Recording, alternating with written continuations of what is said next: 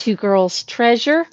So glad you could stop in and join me. I'm cleaning up a little bit of the paint product because we've had a busy week so far, and it's only Tuesday. Yesterday we did our Mixology Monday, and if you missed, let me recap. Look how gorgeous this little jar is with our Mysterious Forest metallic on it. This is so cool. What are we going to do with this? Well, you know what? Anything we want. Anything we want, because we can recycle glass jars. We can make candy holders, pencil holders, paintbrush holders. We can do anything with this. You could actually put the lid back on it. You could use this in your bathroom to put your Q-tips in or your cotton balls in.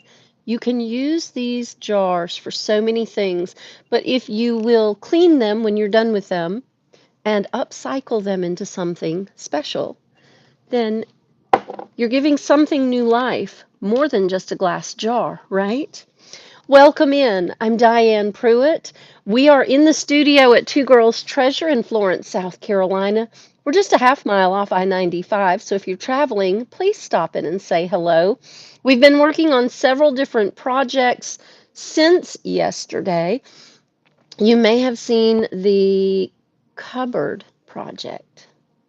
I'm excited about that. I do need to do some cleaning and hardware removal, but that piece is going to be so beautiful. But what color will it be beautiful in? I'm not sure. Hop over to our Facebook page. That's funny. Hop over to our Facebook page and take a look uh, at the different color combinations and tell me what you love. Do you remember making this last week on the Pentart Live tutorial? So I finally got the chance to pick it up yesterday and start shading it. It's not done, but we're getting there. Look how cute. Look how cute. We'll get we'll get back to that because that's one of those fun projects that you can just in your spare time color like a book. Just color it like a book. And this for Mixology Monday, look how stunning this rabbit is. So if you need a more elegant entry piece for Easter, here it is right here.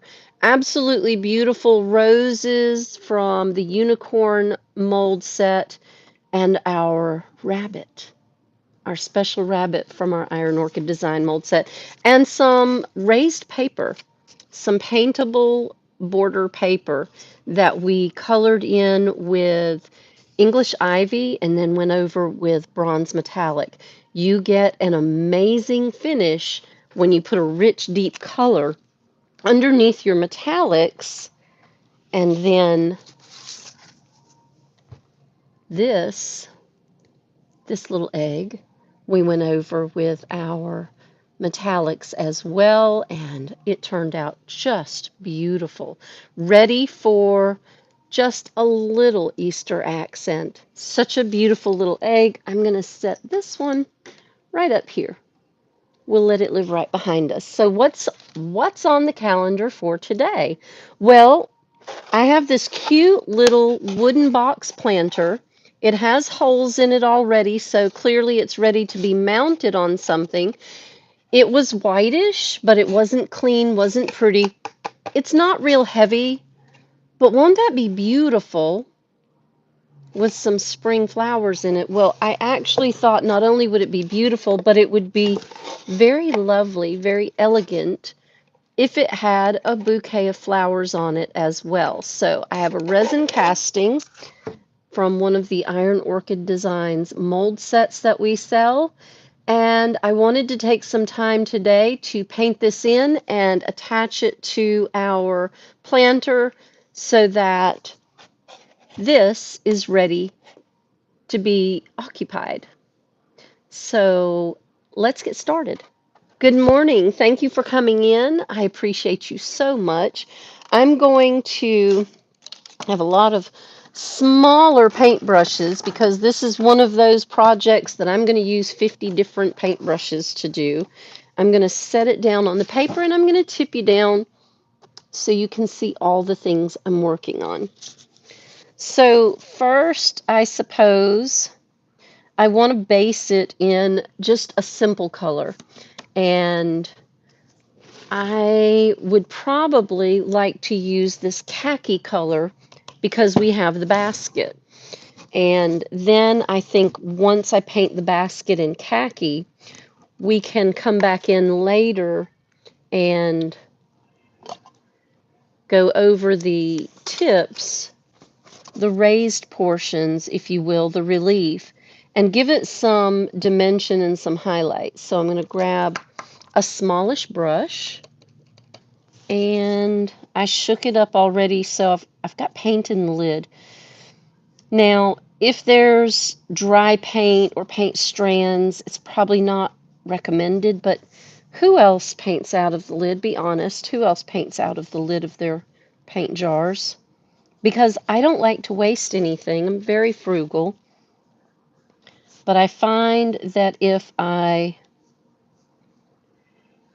paint out of the lid, I get just as good a paint as if I dip down in the jar. Just a little khaki on that beautiful wicker basket. And we can lighten that or we can darken really quickly today. I need some greens, so I actually have different tones of green. I have our English ivy, I have our clover field, and I have a little in between because leaves need dimension, they need a base color, they need a veining color. So I think I will start with our clover field. I had this open yesterday and I closed it and I knew I shouldn't have. This is one of the ones that I've used this jar and I've mixed back into it so many times because it's just the right size jar. I keep mixing color into here. So this is actually marked 1-to-1 Cloverfield and Fresh Sage, actually. But then I went back into it and I added more Cloverfield. So let's get a detail brush out.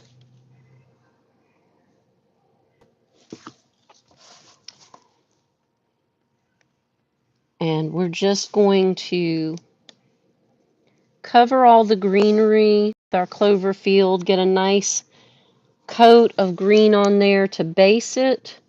And we're going to come back and we're going to paint this in different tones, different shades, so that we get a more realistic finish.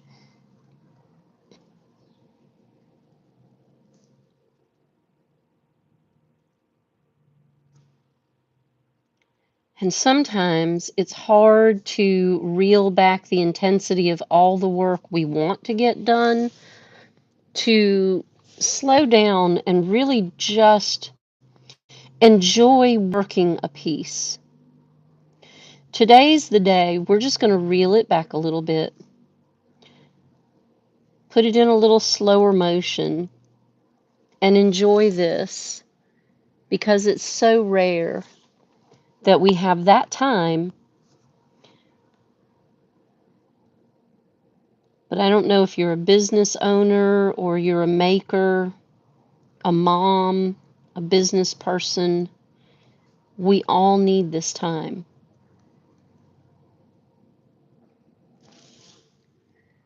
And sometimes we just have to take it. And when we start a project, we should take the time to finish it. I have 2 in here that have to be completed. I have a chair that needs to be finished painted so that it can be reupholstered. I have 3, at least 3. How many unfinished projects do you have right now?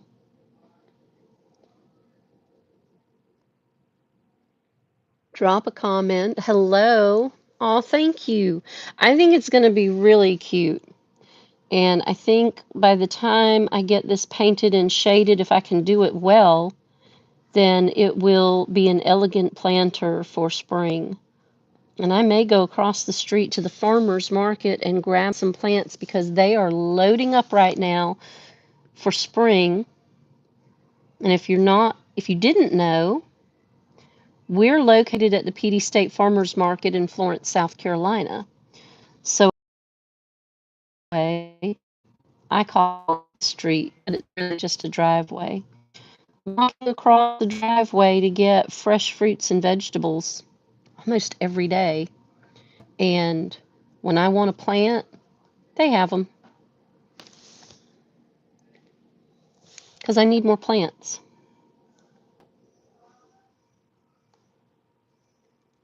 I have a lot of plants. So I might have something that will go into this planter. And even if I paint something in the green that's not supposed to be green, it's okay. Right now, a good base coat of a color is just fine. And I want to get in some of those grooves and color in the edges as well. I like a nice finished product, so you will see me go back over the edges because I like them complete. I am pretty particular about that. I like the edges complete. I like the tops to look like they're supposed to. I think these are going to be leaves. And sometimes until you put color on a casting, especially one with very fine detail, you can't determine exactly what's what.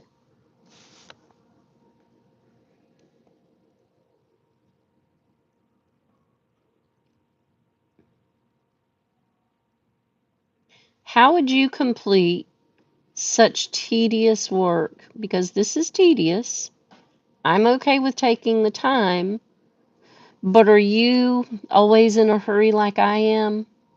What would you do to complete this project in the time that you had? Would you slow down to work on it? I think sometimes we're in way too big a hurry. And doing lives forces us to crank out production work. And sometimes we lose the fun. I'm going to turn this on low. We lose the fun behind doing projects. Because doing projects it really is supposed to be enjoyable. And in our quest to bring you more, we get in a hurry, we crank out production work. If we don't, sometimes people get bored with what we're working on.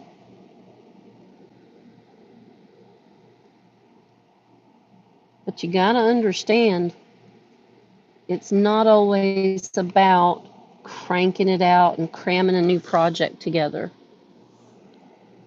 Take the time, enjoy the products, enjoy the process. Get together with friends if you want to. That's a lot of fun. But sometimes just the quiet enjoyment is what we need more than anything. Just that quiet enjoyment. And that's not an HOA rule. They're ridiculous. But that's a life rule.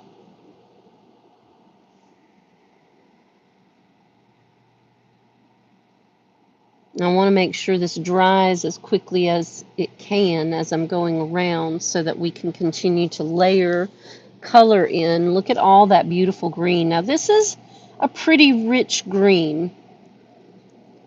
This is called Cloverfield. And it may have a touch of fresh sage in it. But I don't think the fresh sage really alters the look of the finished color.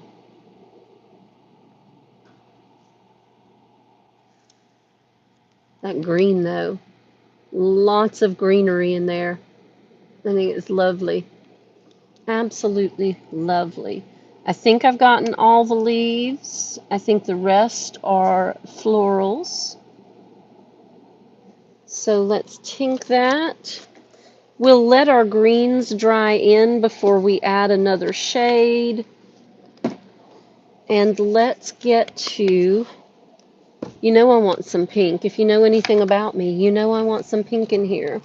So I'm going to grab another small finish brush, and I'm going to grab some of my, this is flamingo. Wait till you see this. It's gorgeous. This is flamingo, y'all. Can you see that beautiful pink? Let's put it on some of our flowers. I need some yellow to go with this. And I think these should be purple. I'm just going to go ahead and tink some pink on these real quick. And then we can restructure our colors. I don't think that's the right thing to do. I think I better just ease up. I need purple. So I have our violet shadow. Move my greens out of the way. If you ever want to know what I've really been working on off camera, just take a look at my paper. This is what I do when I'm done here and I need to see how something would look. This, I believe, should be purple.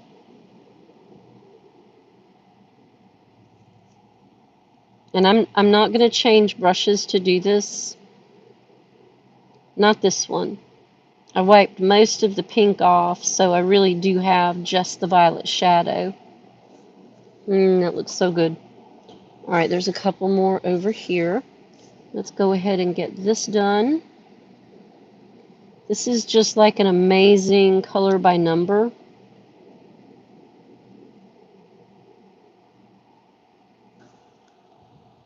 And I think, you know what, that might be the last one of those.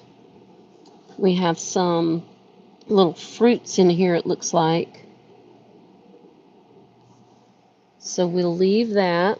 I'm going to rinse that in my water and tamp it off. That's a great brush, so I'm going to keep hold of that one. All right, let's put that away for right this second. And I have some smaller containers.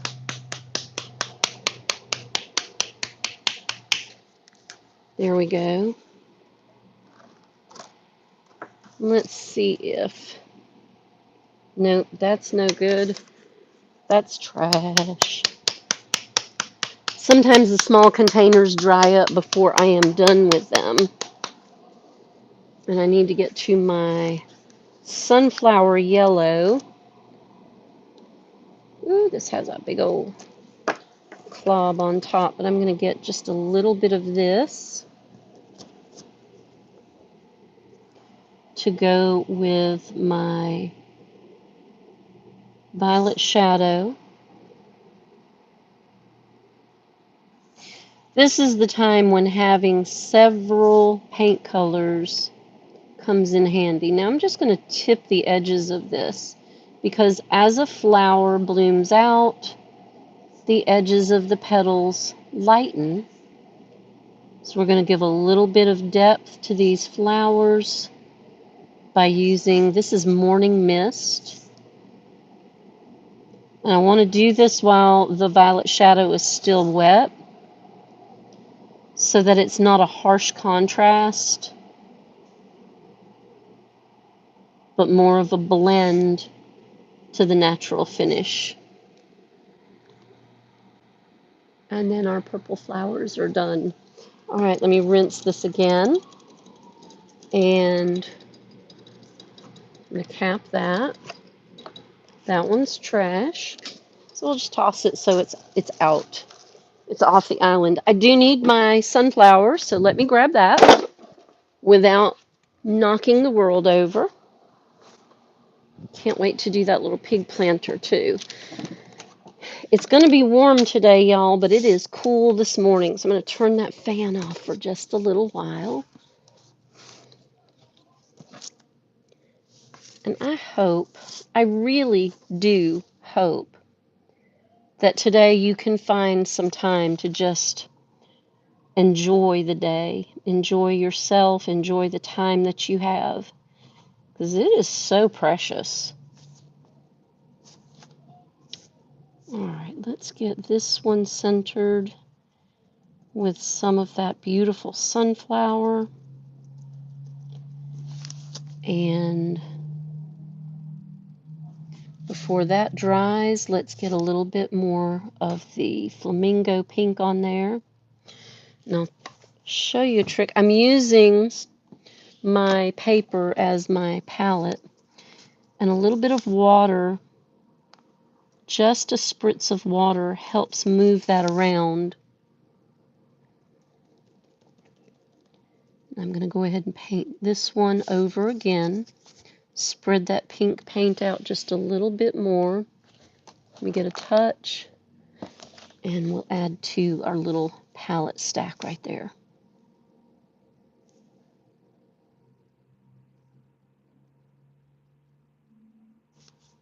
And that's going to be a nice finish. I may grab some red to highlight with that of this pink.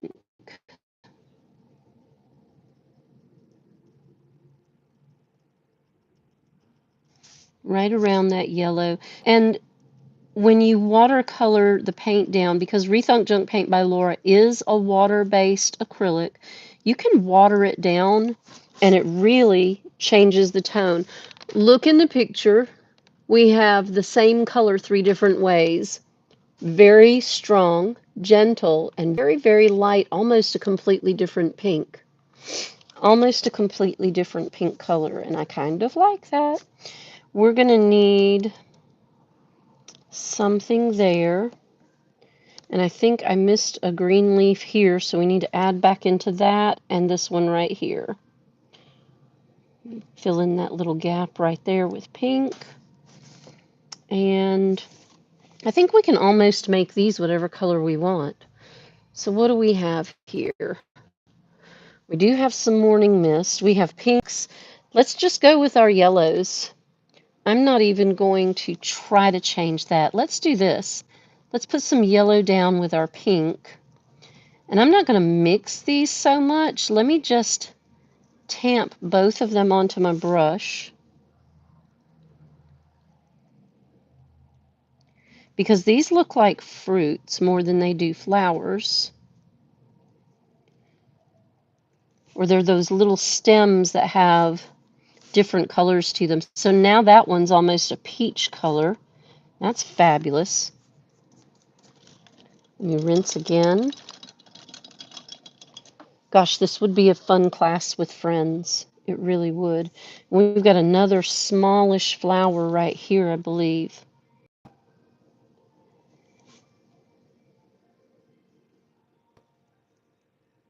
And I'll bet if my friend had a way to get here this morning, she'd be here. She would.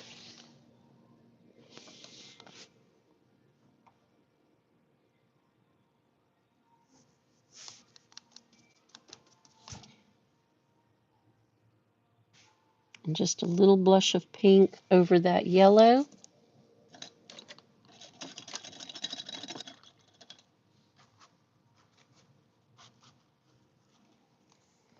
Now, I think this is a pomegranate. And what's that supposed to be? A darkish red? I'm going to blend that a little bit more. It just looked a little harsh. Pomegranates, a dark reddish. Yeah.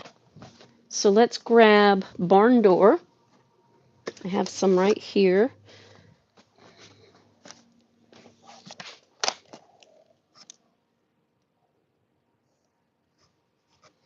We'll lay some out here on the paper.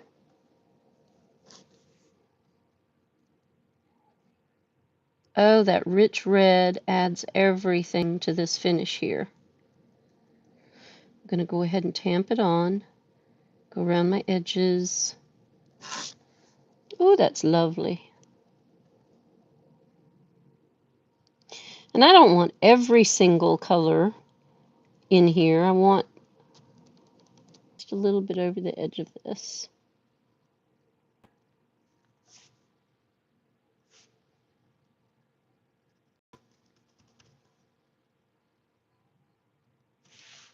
I think it's lovely. I think it's done. And I think it's time to get the heavy body gel out. and adhere this. So let me grab my tape measure. We have about 11 inches, so 5.5 is going to be our center point. At the very top, we have 11.25. So 5.5 is right there. Now let's try our top to bottom. We have 4 5/8, so we want this to be at our 2 at the center point. And that gives us 1 3/8, and that gives us, oopsie, 1.25 inches, so we still need to come down just a little bit. That gives us 1 3/8, and that gives us 1 1/8, so come back up. Oop. I should lock that. But 1.25 inches at the bottom is where we need to be. So that's centered right there. And I'm going to make a little mark with my palette knife right there along the bottom edge, so I know exactly where it needs to go back in. And let's take our heavy body gel. This is our PentArt heavy body gel. This is an amazing product. You can see where I did some raised stenciling with the black gel right here. This is everything that glue wishes it could be for molds. And you know, I have promoted the use of Quick and Thick on every one of my mold castings ever since the day I started casting, because regular wood glue, not so great. Sometimes though, when you pour, you'll notice that you don't get a smooth, even back. It has little ridges, and if you put regular glue on it, it doesn't fill it in. It ends up squishing out. And then your casting may not lay down where you need it to. Well, this one has a little bit of that edge to it. And this heavy body gel from PentArt